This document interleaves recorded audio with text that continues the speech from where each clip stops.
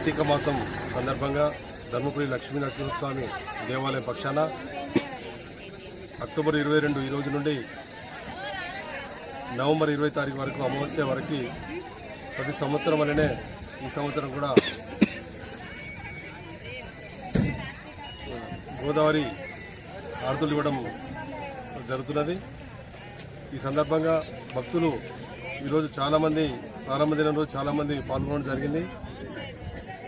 ఇందులోని అర్చకులు వేద పండితులు అందరూ కూడా రావడం జరిగింది. చాలామంది మహిళలు కూడా ఈ యొక్క కార్యక్రమంలో భాగస్వాములు కావడం జరిగింది. నిత్యం కూడా అందరూ కూడా వచ్చి ఈ కార్యక్రమంలో భాగస్వాములై గోదావరి మాతకు గంగామాతకు ఆశీస్సులు పొందాలని చెప్పేసి గంగామాత యొక్క కృపకు పాత్రలు కావాలని చెప్పి లక్ష్మీ కృపకు పాత్రలు కావాలని చెప్పేసి సందర్భంగా కోరుతున్నాం. స్వస్త్రే విశ్వావసనామ సంవత్సరే దక్షిణాజనే శరదృతో కార్తీక పేర్లు మనసులో ఉచ్చారణ చేసుకోండి.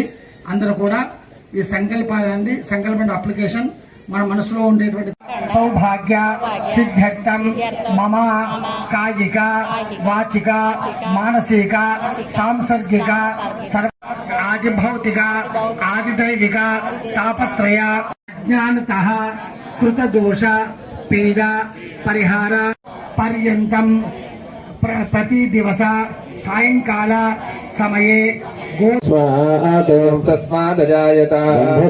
అలంకరణార్థే అక్షతాన్ సమర్పయామి.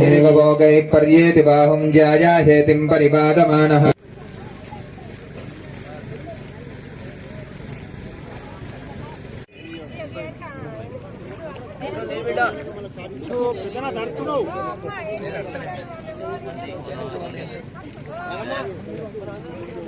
ఈశ్వర సర్వభూతాధిపతిర్బ్రహ్మణోధిపతిర్బ్రహ్మ శివో మే అస్తు సదా శివో.